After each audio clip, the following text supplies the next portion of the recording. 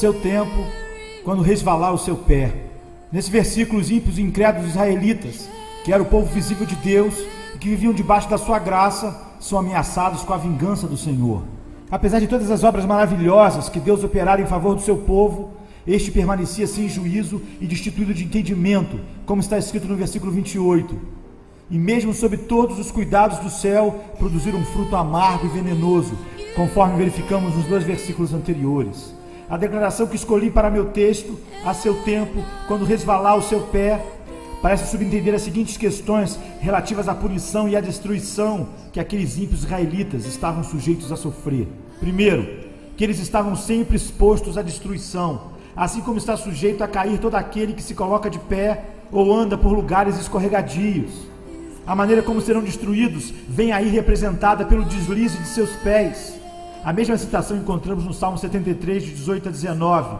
Tu certamente os põe em lugares escorregadios e os fazes cair na destruição. Em segundo lugar, faz supor também que estavam sempre sujeitos a uma súbita e inesperada destruição, à semelhança daquele que anda por lugares escorregadios e a qualquer instante pode cair. O ímpio não consegue prever se no momento ficará de pé ou se em seguida cairá. Quando cai, cai subitamente, sem aviso, como está escrito também no Salmo 73, 18 e 19. Tu certamente os põe em lugares escorregadios e os fazes cair na destruição. Como ficam de súbito assolados, totalmente aniquilados de terror.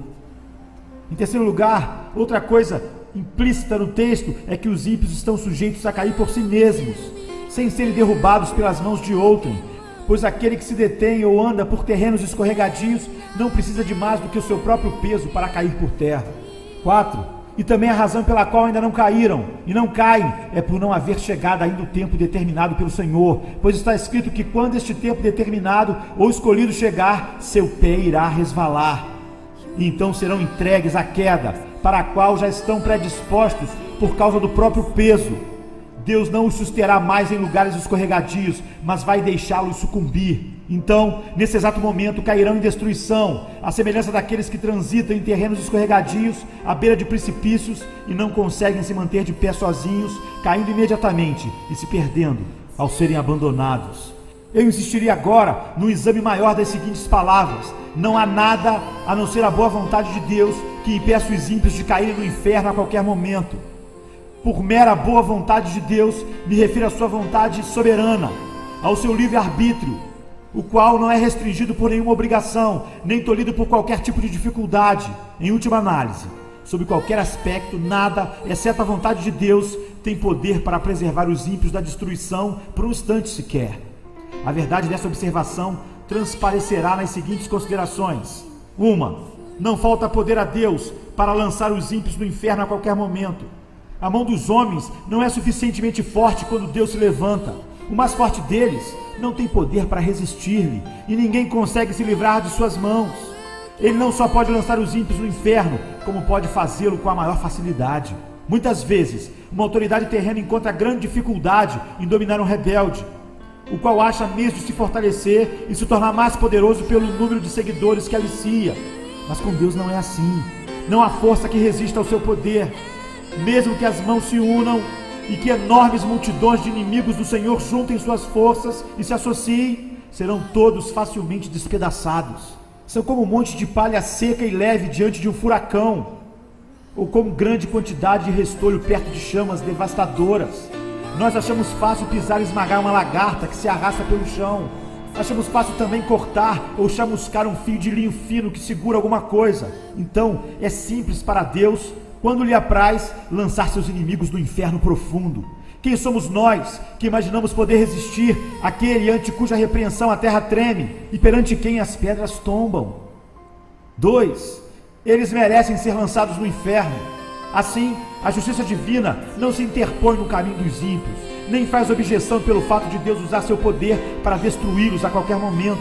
Muito pelo contrário, a justiça fala assim da árvore que produz frutos maus: pode cortá-la. Para que está ela ainda ocupando inutilmente a terra? A espada da justiça divina está o tempo todo erguida sobre as suas cabeças, e somente a mão de absoluta misericórdia e a mera vontade de Deus podem detê-la. 3. Os ímpios já estão debaixo da sentença de condenação ao inferno.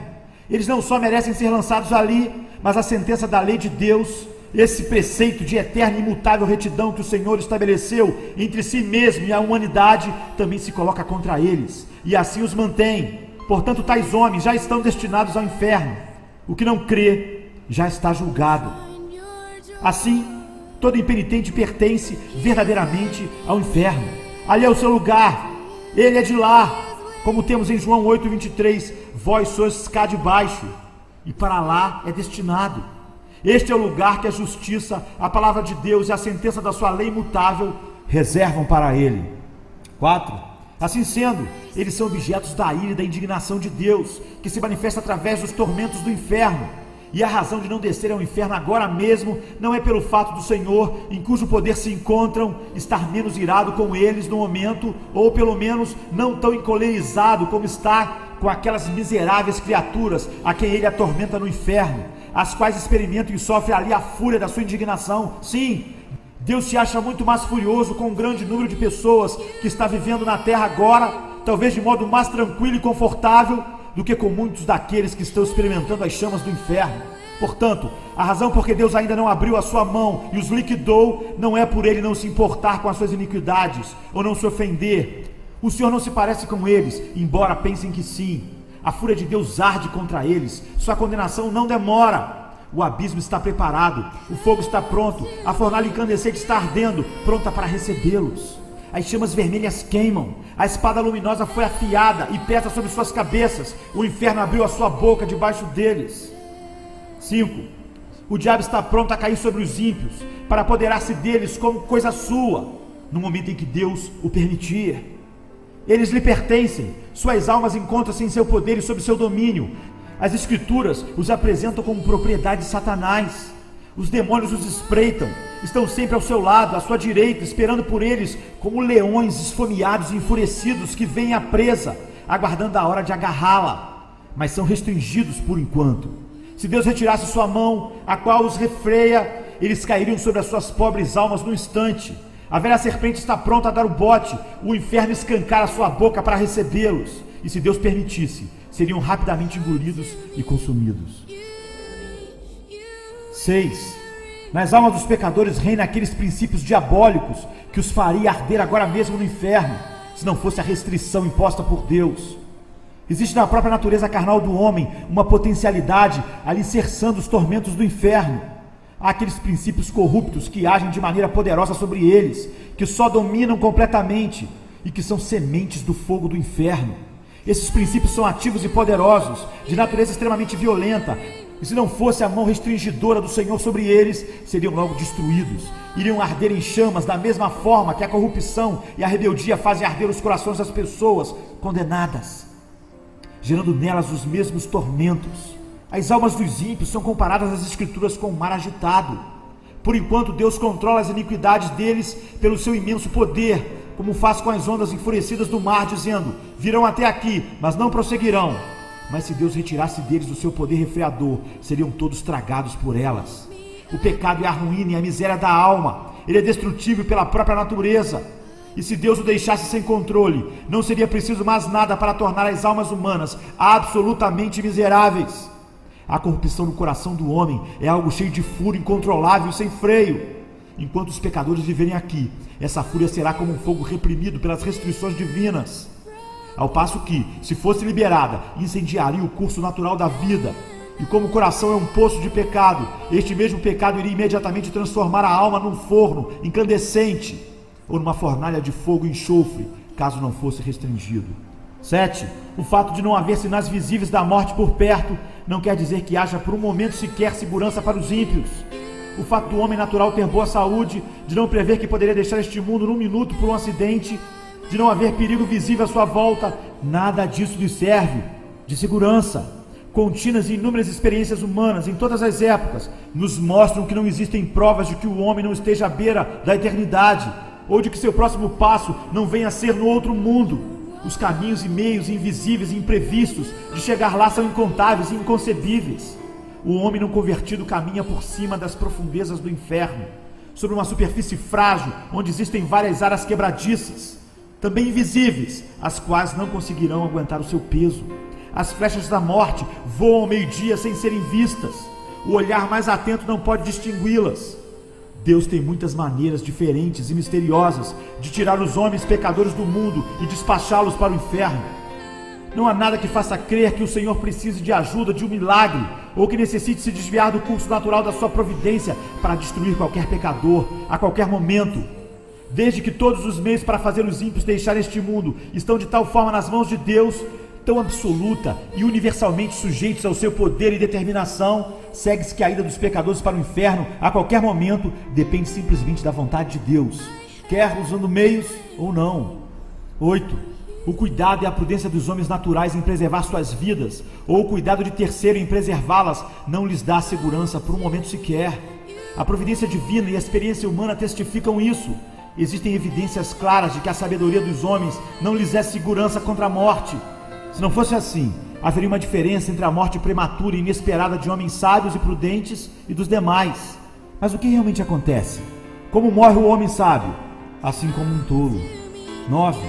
Todo o esforço e artimanha dos ímpios para escaparem do inferno não os livram do mesmo, nem por um momento, pois continuam a rejeitar a Cristo e, portanto, permanecem ímpios. Quase todos os homens naturais que ouvem falar do inferno alimentam a ilusão de que vão escapar dele. Quanto à sua própria segurança, confiam em si mesmos, vangloriam-se do que fizeram, do que estão fazendo e do que pretendem fazer. Cada um traça seu próprio plano, pensa em evitar a condenação e se vangloria e que irá tramar tão bem todas as coisas que seu esquema, com certeza, não falhará. Na verdade, eles ouvem dizer que poucos se salvam e que a maior parte dos homens que já morreram foram para o inferno, mas cada um deles se imagina capaz de planejar melhor a própria fuga do que os outros puderam fazer. Dentro de si mesmos, dizem que não pretendem ir para este lugar de tormento e que pretendem tomar todo o cuidado necessário, esquematizando as coisas de tal forma a não terem possibilidade de falhar. Mas os insensatos filhos dos homens iludem-se miseravelmente quanto a seus próprios planos. A confiança que depositam na própria força e sabedoria é o mesmo que confiar na fragilidade de uma sombra. A maior parte daqueles que antes viveram debaixo da dispensação da graça e agora estão mortos, sem dúvida alguma foram para o inferno. E não é por terem sido menos espertos do que os que ainda estão vivos, nem por terem planejado as coisas de tal forma que não lhes assegurou o escape. Se pudéssemos falar com eles um a um e perguntar-lhes se, quando vivos, esperavam ser vítimas de tamanha miséria, sem dúvida ouviríamos todos dizer: não, eu nunca pensei em vir para cá, eu tinha esquematizado as coisas de maneira bem diferente, pensei que iria conseguir algo melhor para mim, que meu plano era adequado, pensei em me precaver melhor, mas tudo aconteceu de maneira tão repentina. Não esperava por isso naquela época, e nem daquela maneira, mas tudo veio como um ladrão. A morte foi mais esperta do que eu, a ira de Deus foi rápida demais para mim. Oh, maldita insensatez! Eu me gabava e me deleitava em sonhos vãos quanto ao que faria no futuro. E justamente quando eu mais falava de paz e segurança, me sobreveio uma súbita destruição. 10. Deus não se sujeita a nenhuma obrigação, nem a nenhuma promessa de manter o homem natural fora do inferno por um momento sequer.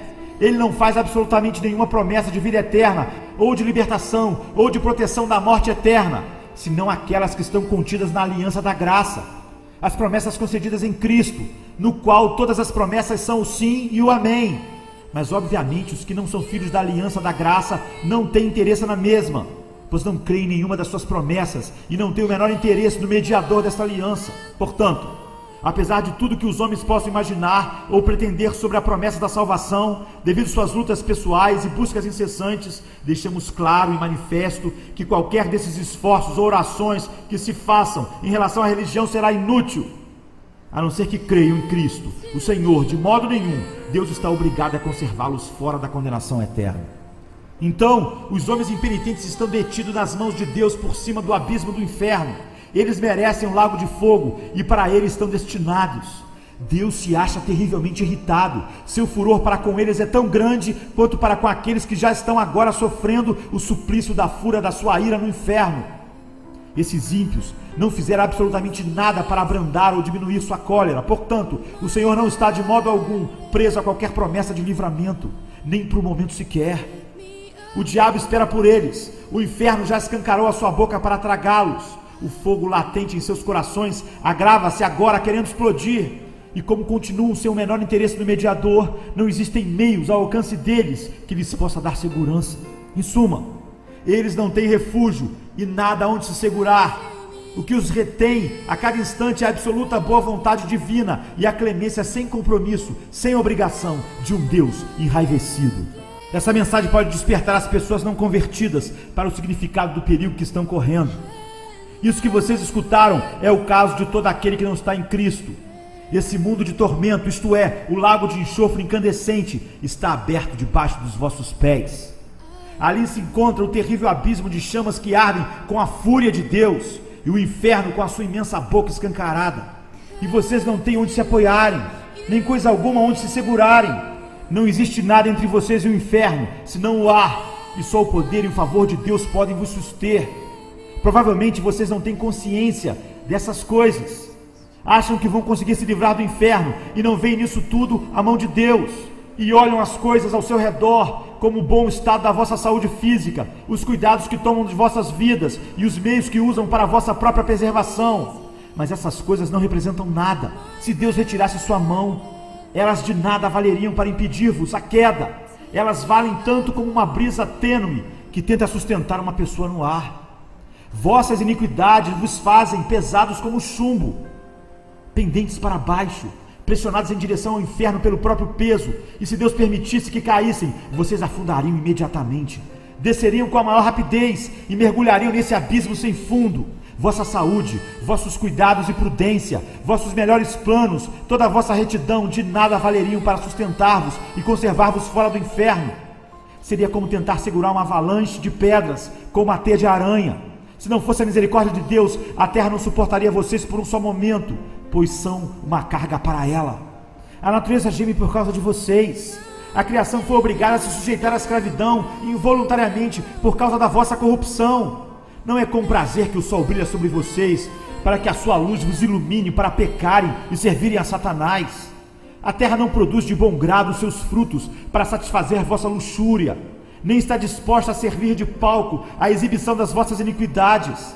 Não é voluntariamente que o ar alimenta vossos corpos, mantendo viva a chama dos vossos corpos, enquanto vocês gastam a vida servindo aos inimigos de Deus. As coisas criadas por Deus são boas e foram feitas para o homem, para que por meio delas servisse ao Senhor. Não é com prazer que prestam serviço a outros propósitos e gemem quando são ultrajadas ao servirem objetivos tão contrários à sua finalidade e natureza. E a própria terra vomitaria vocês se não fosse a mão soberana daquele a quem vocês tanto têm ofendido. Eis aí as nuvens negras da ira de Deus pairando agora sobre vossas cabeças, carregadas por uma tempestade ameaçadora, cheia de trovões. Não fosse a mão restringidora do Senhor, elas arrebentariam imediatamente sobre vocês. A misericórdia soberana de Deus, por enquanto, refreia esse vento impetuoso. Do contrário, ele sobreviria com fúria, vossa destruição ocorreria repentinamente, e vocês seriam como palha dispersadas pelo vento. A ira de Deus é como grandes águas represadas que crescem mais e mais, aumentam de volume até que encontram uma saída. Quanto mais tempo a correnteza for reprimida, mais rápido e forte será o seu fluxo ao ser liberada. É verdade que até agora ainda não houve um julgamento por vossas obras mais. A enchente da vingança de Deus encontra-se represada. Mas por outro lado, vossa culpa cresce cada vez mais. E dia a dia vocês acumulam mais e mais ira contra si mesmos. As águas estão subindo continuamente, fazendo sua força aumentar mais e mais. Nada, a não ser a misericórdia de Deus, detém as águas, as quais não querem continuar represadas e forçam uma saída. Se Deus retirasse sua mão das comportas, elas se abririam imediatamente, e o mar impetuoso de fúria e de ira de Deus iria se precipitar com furor inconcebível e cairia sobre vocês com poder onipotente. E mesmo que vossa força fosse 10.000 vezes maior do que sim, 10.000 vezes maior do que a força do mais forte e vigoroso diabo do inferno, não valeria nada para resistir ou deter a ira divina. O arco da ira de Deus já está preparado e a flecha ajustada em seu cordel. A justiça aponta a flecha para o vosso coração e estica o arco, e nada, senão a misericórdia de Deus, um Deus irado, que não se compromete e a nada se obriga, e impede que a flecha se embeba agora mesmo do vosso sangue. Assim estão todos vocês que nunca experimentaram uma transformação real em vossos corações pela ação poderosa do Espírito do Senhor em vossas almas. Todos vocês que não nasceram de novo, não foram feitos novas criaturas, ressurgindo da morte do pecado para um estado de luz e para uma vida nova, nunca experimentada antes. Por mais que vocês tenham modificado a conduta em muitas coisas e tenham possuído simpatias religiosas, e até mantido uma forma pessoal de religião com vossas famílias e em particular, indo à casa do Senhor, sendo até severos quanto a isso, mesmo assim vocês estão nas mãos de um Deus irado. Somente sua misericórdia vos livra de ser agora, neste momento, tragados pela destruição eterna. Por menos convencidos que vocês estejam agora quanto às verdades ouvidas, no porvir serão plenamente convencidos. Aqueles que já se foram e que estavam na mesma situação que a vossa, percebem que foi exatamente isso que lhes aconteceu, pois a destruição caiu de repente sobre muitos deles, quando menos esperavam e quando mais afirmavam viver em paz e segurança. Agora eles veem que aquelas coisas nas quais puseram sua confiança para obter paz e segurança eram nada mais que uma brisa ligeira e sombras vazias. O Deus que vos mantém acima do abismo do inferno vos abomina. Ele está terrivelmente irritado e seu furor contra vocês queima como fogo. Ele vê vocês como apenas dignos de serem lançados no fogo, e seus olhos são tão puros que eles não podem tolerar tal visão. Vocês são 10.000 vezes mais abomináveis aos seus olhos do que a mais odiosa das serpentes venenosas para os olhos humanos. Vocês o têm ofendido infinitamente mais do que qualquer rebelde obstinado ofenderia a um governante. No entanto, nada, a não ser a sua mão, pode impedir-vos de cair no fogo a qualquer momento.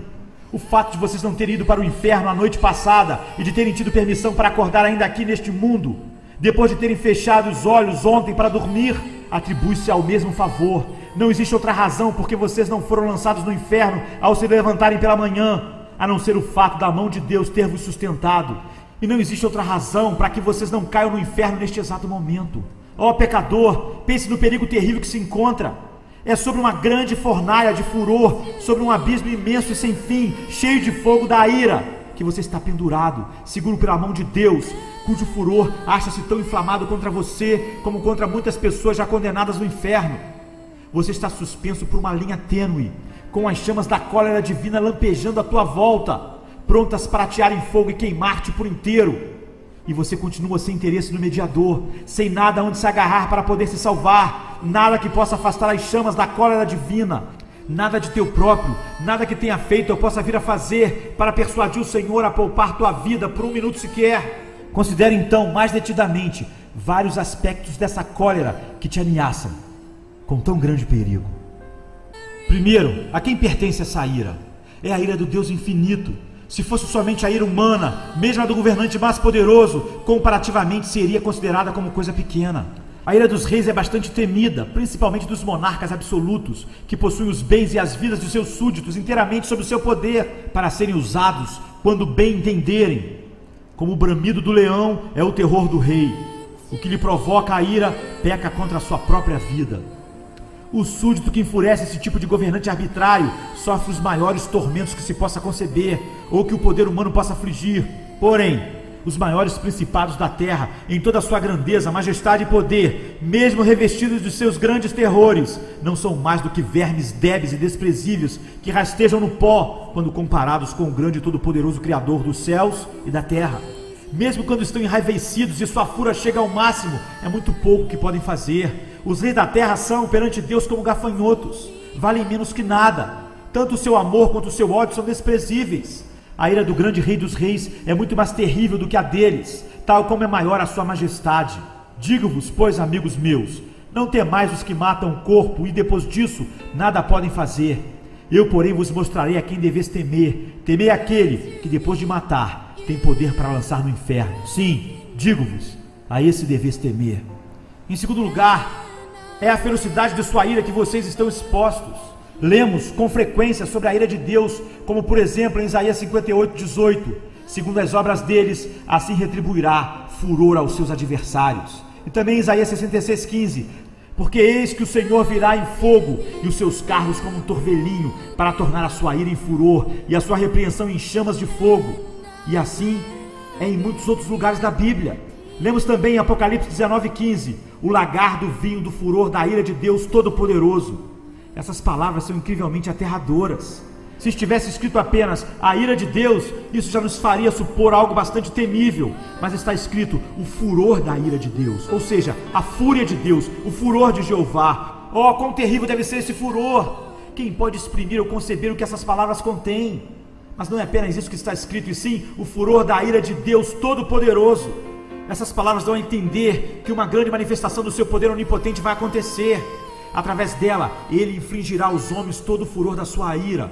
Assim como os homens costumam manifestar sua própria força através do furor da sua ira, a onipotência divina irá, da mesma forma, se enfurecer e se manifestar.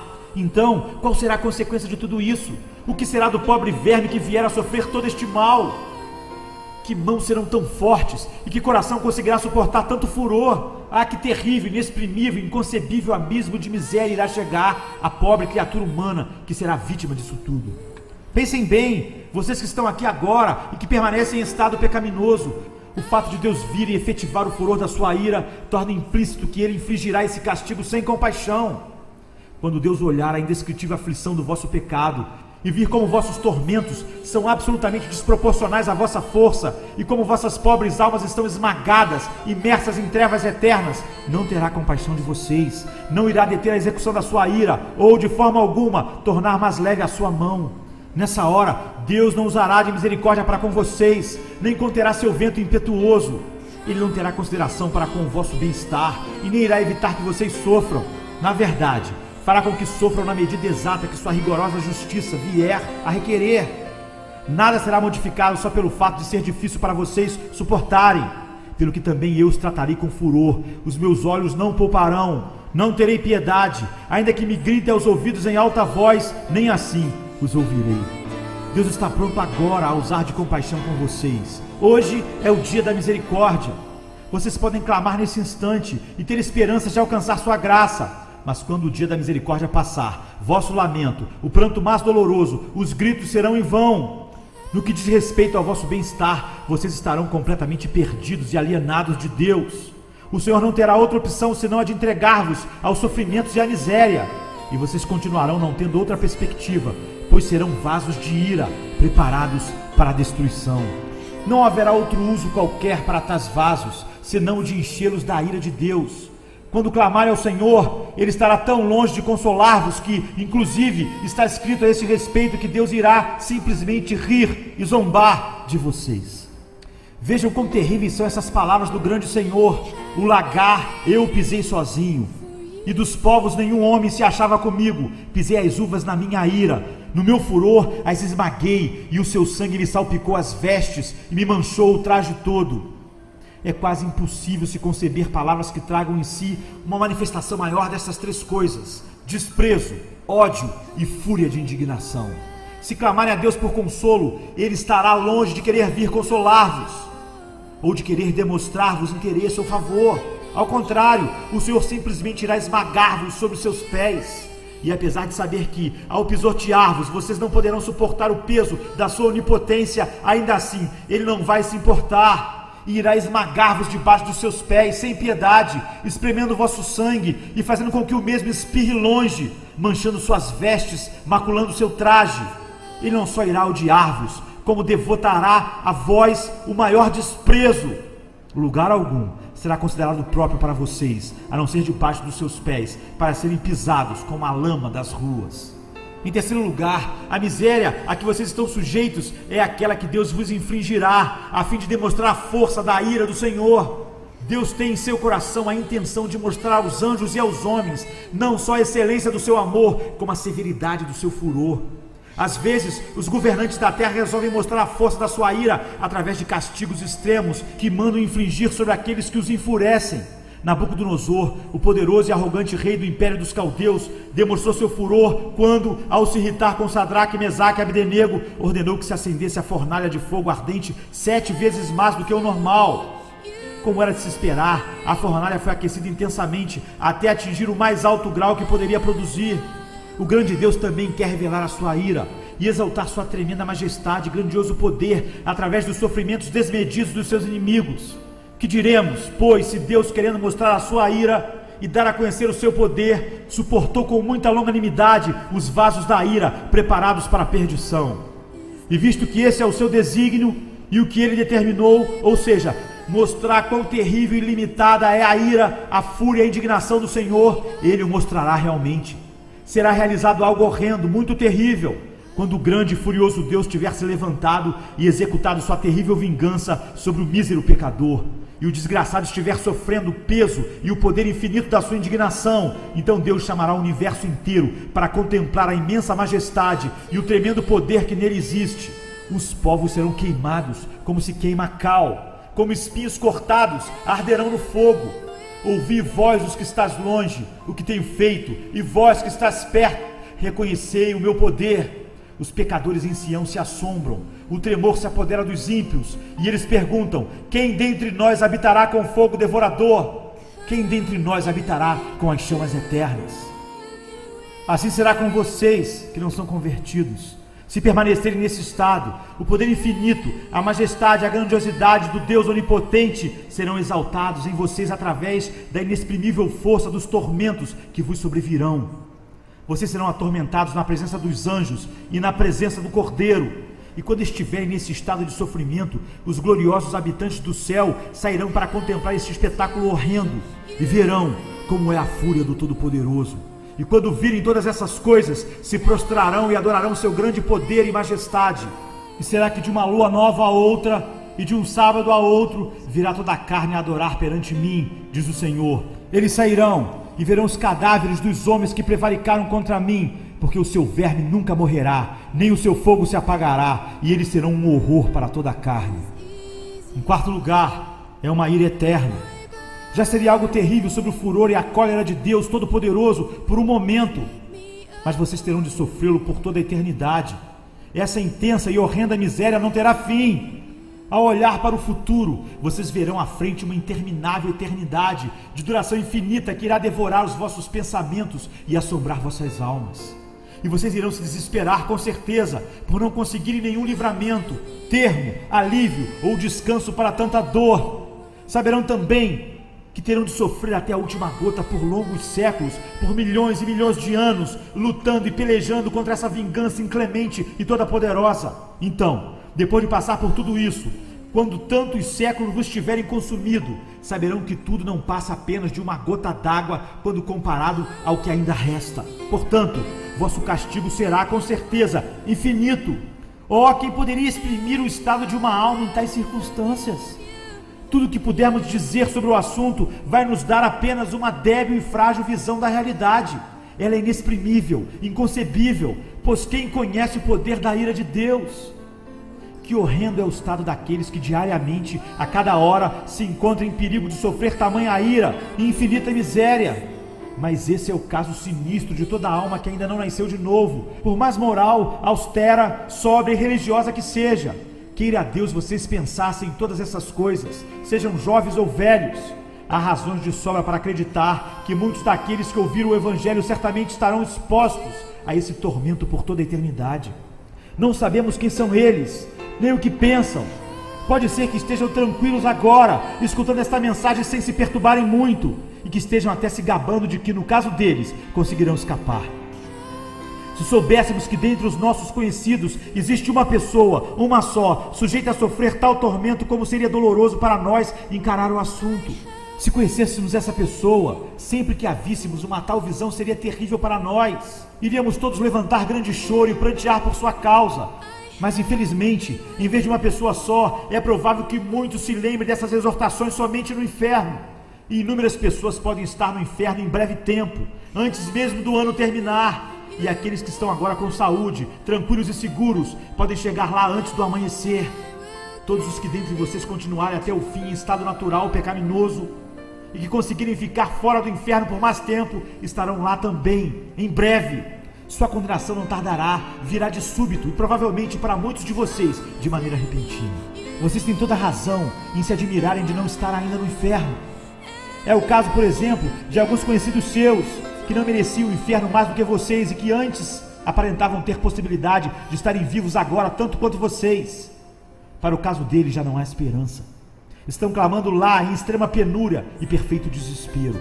Mas aqui estão vocês, na terra dos vivos, cercados pelos meios de graça, tendo a grande oportunidade de obter a salvação, o que não dariam aquelas pobres almas condenadas, desesperadas pela oportunidade de viver mais um só dia, como que vocês desfrutam neste momento.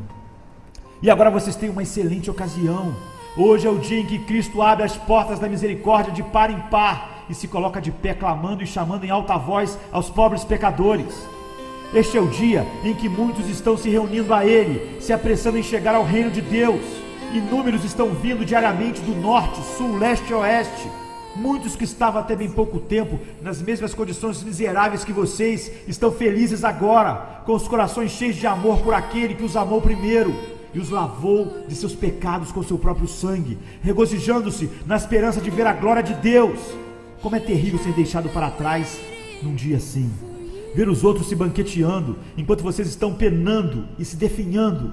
Ver os outros se regozijando e cantando com alegria no coração, enquanto vocês só têm motivos para prantear por causa do sofrimento de seus corações e de lamentar por causa das aflições de vossas almas.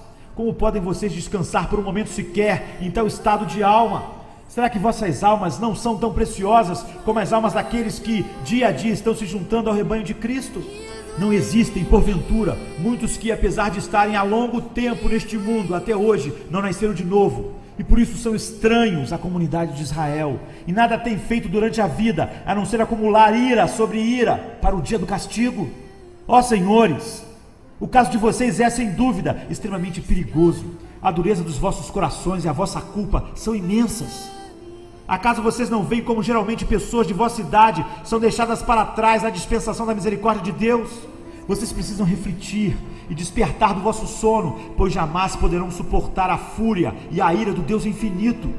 E vocês que são rapazes e moças, irão negligenciar este tempo precioso que desfrutam agora, quando tantos outros jovens da vossa idade estão renunciando às futilidades da juventude e acorrendo céleres a Cristo?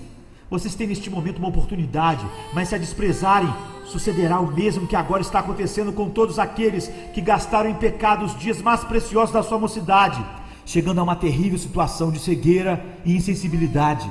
E vossas crianças, que não se converteram ainda, não sabem que estão indo para o inferno, onde sofrerão a horrenda ira daquele Deus que agora está encolerizado contra vocês dia e noite?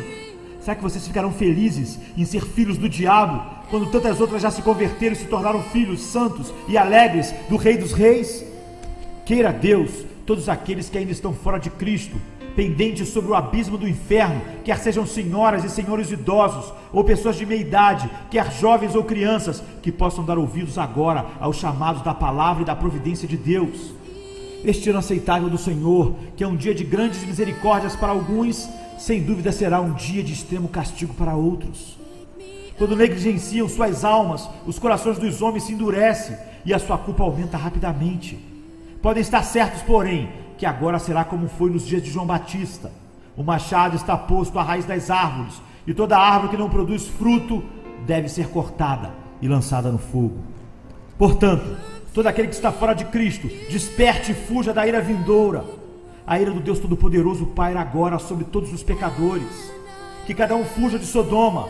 Livra-te, salva a tua vida, não olhes para trás, nem pares em toda a campina, foge para o monte, para que não pereças. E assim, conhecendo o temor do Senhor, persuadimos os homens, de sorte que somos embaixadores em nome de Cristo, como se Deus exortasse por nosso intermédio. Em nome de Cristo, pois, rogamos que vos reconcilieis com Deus. Buscai o Senhor enquanto se pode achar, invocai enquanto está perto. Deixe o perverso o seu caminho e o iníquo os seus pensamentos. Converta-se ao Senhor, que se compadecerá dele, e volte-se para o nosso Deus, porque é rico em perdoar. Amém.